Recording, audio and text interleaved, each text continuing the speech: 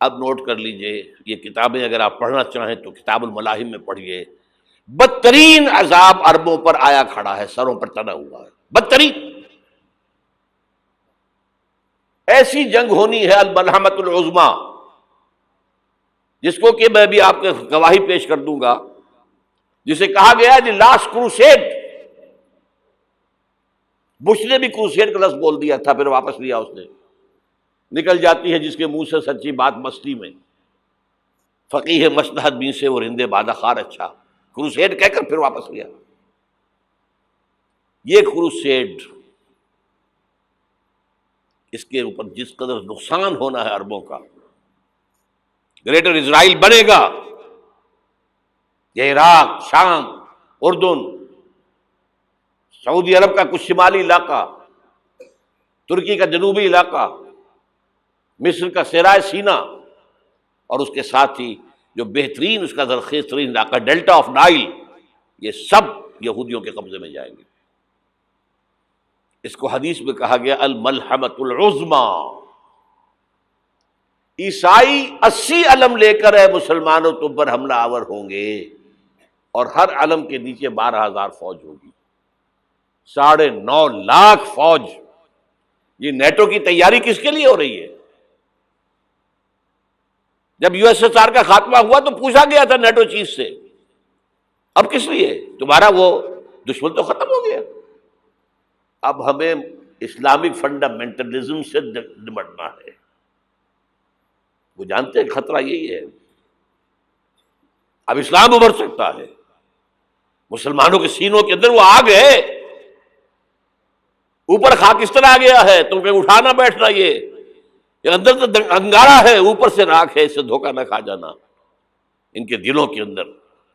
اور بش نے کہا تھا مسلمان چاہتے ہیں کہ ہسپانیہ سے لے کر انڈونیشیا تک نظام خلافت قائم کریں، اور میں حیران ہوا تھا کہ اس کمبخت کو ہسپانیہ کا خیال کیسے آ گیا؟ ہمیں تو کبھی آتا ہی نہیں، اب ہم تو بھول گئے، وہ تو 500 برس پرانی بات ہے، جبکہ وہاں سے ہمیں نکال دیا گیا تھا۔ اگرچہ اقبال نے کہا تھا ہے ارض فلسطین پہ یہودی کا اگر حق، ہسپانیہ پر حق نہیں کیوں اہل عرب کا؟ ہسپانیہ میں تو 800 سال حکومت کی مسلمانوں نے، اور ابھی 500 برس ہی گزرے ہیں نا۔ یہودی تو ارض مقدس سے 2000 سال نکالے گئے، انہیں نہ کیا بات کیا گیا، عربوں کے سینے میں خنجر بھونک دیا گیا۔ وہ چھوٹا سا ملک جو چاہتا کرتا، کوئی پوچھنے والا نہیں۔ امریکہ جیسے اپنے بیٹے کی حفاظت کرے ویسے کرتا ہے اس کی۔ اور حضور نے فرمایا ہے وہ جنگ جب ہوگی تو ایک باپ کے اگر 100 بیٹے ہوں گے تو 99 ختم ہو جائیں گے، ایک بچے گا۔ یہ حدیث ہے، حدیث ہے صحیح۔ اور آپ نے فرمایا ویل للعرب من شر قد اقترب، عربوں کے لیے ہلاکت ہے، عربوں کے لیے بربادی ہے اس شر سے جو قریب آ چکی ہے۔ اور آج جس طرح انہوں نے ان کی تہذیب کو اختیار کر لیا ہے، دبئی جا کر دیکھیے، بدترین مغربی معاشرہ جو ہے وہ دبئی کے اندر ہم نے قائم کر کے دکھا دیا۔ اب سعودی عرب اس راستے پر بڑھ رہا ہے۔ اور اس کے بعد نمبر 2 پر جو ہے ہم پاکستانی ہیں، لیکن میں اس کے وہ پہلی بات جو کہہ رہا ہوں وہ تو یقینی ہے، اس میں تو احادیث صحیحہ موجود ہے۔ اگرچہ اس کے بعد پانسا پلٹے گا، پھر حضرت مہدی کا ظہور ہوگا، حضرت عیسیٰ کا نزول ہوگا، اور وہ گریٹر اسرائیل گریٹر گریو یارڈ بنے گا یہودیوں کا، ایک ایک یہودی قتل ہوگا اور دفن ہوگا۔ یہ بات میں ہونا ہے، میں پہلی بات بچ کر رہا ہوں۔ وہ پانسا پلٹے گا جب پلٹے گا، ابھی جو سامنے ہے وہ کیا ہے؟ جس ملحمۃ العظمی کہا حضور نے، جسے آرمگیڈون کہتے ہیں عیسائی۔ آرمگیڈون کی اگر کہیں جا کر آپ دیکھیں گے، آپ ڈکشنری میں مانی تو کیا لکھا ہے؟ A very big war which will be fought between the forces of evil and good before the end of this world۔ اس دنیا کے خاتمے سے پہلے خیر اور شر کی قوتوں کے درمیان بہت بڑی جنگ ہوگی۔ ارمجدون اسے کہتے ہیں عربی میں، اور آرمگیڈون اسے کہتے ہیں انگریزی کے اندر۔ اور یہ بائبل کی آخری کتاب کے اندر ہے، جو اس میں کہ مکاشفات یوحنا، ریولیشنز آف سینٹ جان. یہ تو میں کہہ رہا ہوں یقین کے ساتھ، اور زیادہ دور نہیں ہے، آیا چاہتا ہوں. اس لیے کہ یہودیوں کا اور عیسائی جو کنزرویٹوز ہیں، نیو کنزرویٹوز، ان کا 5 نکاتی ایجنڈا ہے متفق علیہ، جس کے تحت کہ یہ جنگ صلیبی شروع کی گئی ہے. وہ سن لیجئے آپ. آرمیگیڈون نمبر 1، گریٹر اسرائیل قائم ہو جانا اس کے نتیجے میں نمبر 2، مسجد اقصی اور قبۃ الصغریٰ کو گرانا نمبر 3، وہاں تھرڈ ٹیمپل، وہ مسجد جو حضرت سلیمان نے بنائی تھی 1000 قبل مسیح میں، پھر برباد کی تھی نبوکدنضر نے، دوبارہ بنائی گئی، پھر دوبارہ ختم ہوئی 70 عیسوی تک گری پڑی ہے. ان کا خانہ کعبہ گرا ہوا ہے 70 عیسوی سے لے کر آج تک. ایک دیوار ہے ویلنگ وال، جہاں جاتے ہیں، روتے ہیں، پیٹتے ہیں، ماتم کرتے ہیں، وہاں وہ بنے گا تھرڈ ٹیمپل. اور نمبر 4، اس میں لا کر رکھا جائے گا تخت حضرت داؤد کا. یہ تخت کہاں ہے اس وقت؟ یہ لندن شریف کے اندر، جو ان کی پارلیمنٹ کا جو چرچ ہے، ویسٹ منسٹر ایبے، اس میں رکھا ہوا ہے. ایک پتھر تھا جس پر بٹھا کر حضرت داؤد کی تاج پوشی ہوئی، پھر حضرت سلیمان کی ہوئی، پھر وہ پتھر رکھ دیا گیا جب حضرت سلیمان نے بنایا ہیکل مسجد اقصی، وہاں رہا وہ. ہر بادشاہ جو تھا یہودی اسی کے اوپر بٹھا کر اس کی تاج پوشی ہوتی تھی. سن 70 میں ٹائٹس نے گرایا اسے، ہیکل کو، وہ پتھر لے گیا، وہاں سے روم گیا، روم سے آئرلینڈ گیا، آئرلینڈ سے اسکاٹ لینڈ آیا، اسکاٹ لینڈ سے انگلینڈ آیا، اور اب وہ رکھا ہوا ہے 14ویں صدی عیسوی سے آج تک. وہ ویسٹ منسٹر ایبے میں رکھا ہوا، ایک کرسی کی سیٹ میں اسے بنا دیا گیا ہے تخت کی شکل میں. اب انگریزوں میں کوئی ملکہ ہو، کوئی بادشاہ ہو جس کی بھی تاج پوشی ہونی اس میں ہوتی. یہ لا کر رکھا جائے گا تھرڈ ٹیمپل میں، اور اس پر یہودیوں کے خیال کے مطابق ان کا مسیحا آئے گا جو مسیح دجال ہوگا. عیسائیوں کے خیال کے مطابق حضرت عیسیٰ آئیں گے، وہ ہمارا بھی خیال ہے حضرت عیسیٰ آئیں گے علیہ السلام. بہرحال یہ تو بات کی باتیں ہیں نا. اس وقت جو میں عرض کر رہا ہوں، عربوں پر بہت بڑا عذاب، اور پاکستان کا معاملہ البتہ یہ ہے، میں یقین سے نہیں کہہ سکتا. ہینگنگ ان دی بیلنس، ہو سکتا ہے اللہ تعالیٰ ہم پر رحم فرمائے، ہو سکتا ہے، اگرچہ اس کی کچھ شرائط ہوں گی. چمن کے مالک اگر بنا لیں موافق اپنا شعار، اب بھی چمن میں آ سکتی ہے پلٹ کر چمن سے روٹھی بہار، اب بھی ہو سکتی ہے. اور یہ بھی ہو سکتا ہے کہ اللہ تعالیٰ نے معجزانہ طور پر ہمیں ملک دیا، ہم نے اللہ سے بدعہدی کی، وعدہ خلافی کی، غداری کی، لہذا سزا دی جائے اور ہم سے یہ ملک چھین لیا جائے. It's just possible. دور نہ سمجھے اسے، انہونی بات نہ سمجھے. جو گھیراؤ ہو رہا ہے آپ کے مغرب میں نیٹو فورسز اور مشرق میں بھارتی فورسز گدھوں کی طرح بیٹھے ہوئے انتظار کر رہے ہیں پاکستان اور ڈسٹیبلائز ہو جائے، یہاں اور بدامنی ہو جائے. اب لاہور میں پھر آج دھماکے ہو گئے ہیں. 2 دن پہلے کا دھماکہ میں سہ کے آیا ہوا ہوں، آپ کے سامنے بیٹھا ہوں. وہ جانیں بچی ہیں جو ہماری اکیڈمی کا حشر ہوا، تو میں آپ کو نہیں بتا سکتا. یہ سارا کیوں ہو رہا ہے؟ تاکہ یہاں بدامنی ہو جائے اور ہمیں جواز مل جائے. مغرب سے نیٹو فورسز داخل ہو جائیں، مشرق سے بھارتی فورسز آ جائیں، اور ہمارے ایٹمی دانت توڑ کر اور پھر ہمیں بھارت کے سامنے ڈال دیا جائے. نو ڈو ایز یو لائک. یہ ان کا نقشہ ہے. ہوگا کیا وہ اللہ جانتا ہے، ہوگا وہ جو اللہ چاہے.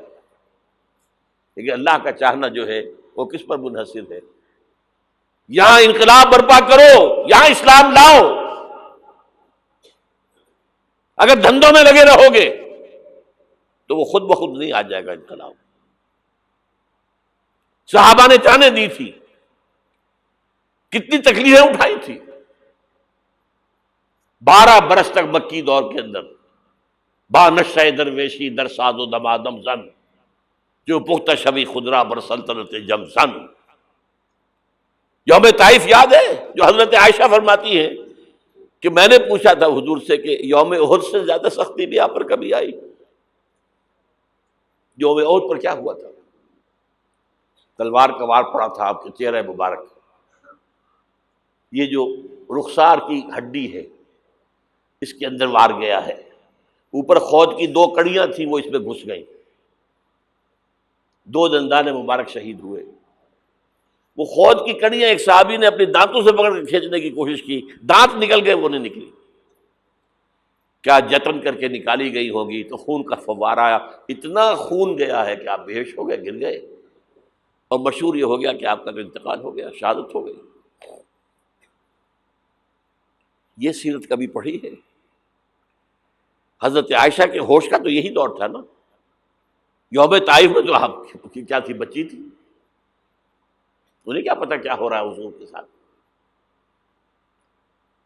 3 دن تک حضور مکے کی گلیاں اور وہاں کے اوباش لوگ پتھراؤ کر رہے گئے تھے اس امید میں کہ شاید وہاں کا کوئی سردار ایمان لے آئے، تو یہاں تو ابو طالب بھی فوت ہو گئے، یہی دنیاوی سہارا تھا، خاندانی سہارا تھا ابو طالب کے ذریعے، اور گھر میں ایک دلجوئی کرنے والی رفیقہ حیات تھی، وہ بھی، ان کا بھی انتقال ہو گیا۔ آپ نے کہا یہ عام الحزن ہے، اب تو سب کو طے ہو گیا قریش کو کہ اب جیسے قتل کر دو ان کو، اسی لیے آپ گئے طائف، شاید وہاں کا کوئی بڑا سردار مانے ایمان لے آئے مجھ پر تو میں اپنا مرکز ادھر شفٹ کر دوں۔ تینوں سے ملے ہیں، تینوں نے وہ جواب دیے ہیں، نکل جاؤ یہاں سے، میں تمہارے ساتھ بات بھی کرنے کو تیار نہیں۔ اچھا، تمہارے سوا کوئی نہیں ملا تھا اللہ کو نبی بنا کر بھیجنے کے لیے؟ دیکھو جاؤ، میں بات نہیں کرنا چاہتا، ہو سکتا ہے میں بے عزتی کر بیٹھوں، اور واقعی تم اللہ کے نبی ہو تو میں مارا جاؤں گا، جاؤ جاؤ جاؤ۔ یہ سلوک محبت کے ساتھ ہوا ہے۔ اور پھر چھوکروں کو، اسٹریٹ ارچنز جنہیں آپ کہتے ہیں، اشارہ کیا تھا، خبر لو ان کی، پتھراؤ ہو رہا ہے، ساتھ کوئی ہے ہی نہیں، ایک آدمی صرف، زید ابن حارثہ۔ اب سامنے سے پتھر آ رہے ہیں تو حضرت زید آگے آ جاتے ہیں، ڈھال بنتے ہیں، مجھے لگے پتھر حضور کو لگے، آپ پیچھے سے آ رہے ہیں، چاروں طرف سے تو ڈھال نہیں بن سکتا ایک شخص، جسم لہو لہان، خون جا کر جوتیوں میں جم گیا ہے، جوتی اتر نہیں رہی۔ پھر وہاں سے واپسی پر جو دعا مانگی ہے، اللہم الیک اشکو ضعف قوتی وقلت حیلتی وہوانی علی الناس، اے اللہ تیری جناب میں فریاد لے کر آیا ہوں اپنی قوت کی کمی کا، اپنے وسائل کی کمی کا، اور جو ذلت و خواری ہو رہی ہے لوگوں کے سامنے، الا ملتقننی، مجھے کس کے حوالے کر دیا ہے، الا بعیدی یتجہمنی، یہ میرے اوپر ہجوم کر کے آ جائے، حملہ کریں، اور عدو من لگتا امرے، یہ دشمن کے حوالے میرا معاملہ کیا، جو چاہے کر دے وہ۔ لیکن پھر عبدیت غالب آتی ہے، ان لم یکن علی غضبک فلا ابالی، اے اللہ اگر تو ناراض نہیں ہے تو مجھے کوئی پرواہ نہیں، سر تقسیم خم ہے جو مزاج یار میں آئے، مجھے اندیشہ یہ ہے کہ تو ناراض تو نہیں ہو گیا۔ یہ تکلیفیں جھیلی ہے، سینکڑوں صحابہ نے جانوں کا نذرانہ پیش کیا ہے، احزاب کی جنگ میں فاقوں پر فاقے ہو رہے تھے، اور ان فاقوں کی حالت میں خندق کھودنے کا حکم ملا ہے، لوگوں کی کمریں دوہری ہو رہی ہیں، پتھر باندھے ہیں اپنے پیٹوں سے، اپنے چادروں کے ساتھ کس کر کمر دوہری نہ ہو جائے، اور جب صحابہ کدالیں چلا رہے ہیں تو کیا کہہ رہے ہیں، نحن الذین بایعوا محمدا علی الجہاد ما بقینا ابدا، اللہم لا عیش الا عیش الاخرہ۔ صحابہ کہتے تھے ہم وہ لوگ ہیں جنہوں نے محمد سے بیعت کی ہے کہ جہاد کرتے رہیں گے جب تک جان میں جان نکل جائے تو بات، اور جان ہے، چاہے ابھی بھوک سے کمر دوہری ہوئی جا رہی، جان تو ہے۔ اور ایک دفعہ کہتے تھے اللہم لا عیش الا عیش الاخرہ، اللہ عیش زندگی تو آخرت کی زندگی ہے، اور حضور فرماتے تھے، حضور کے بیٹھے ہوئے نہیں تھے گاؤں تکیہ لگا کر، پتھر اٹھا کر خندق میں سے لے جا کر باہر پھینک رہے تھے، جب صحابہ کہتے ہیں اللہم لا عیش الا عیش الاخرہ، حضور فرما رہے ہیں فاغفر الانصار والمہاجرہ، اے اللہ ان انصار اور مہاجرین کی مغفرت فرما دے۔ پھر حضور کی خدمت میں کچھ لوگ آئے، حضور اب یہ فاقہ ناقابل برداشت ہو گیا، دیکھیے ہم نے یہ پتھر باندھے ہوئے اپنے پیٹوں کے ساتھ۔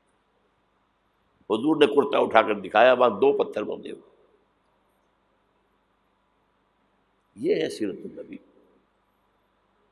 آپ کس چیز کو سیرت النبی سمجھتے ہیں؟ بہرحال اس موضوع پر میری ایک کتاب ہے منہج انقلاب نبوی، کہ انقلاب کیسے آیا تھا۔ اگر دل میں ذرا بھی آرزو پیدا ہو گئی ہو کہ اللہ قبول کر لے مجھے بھی،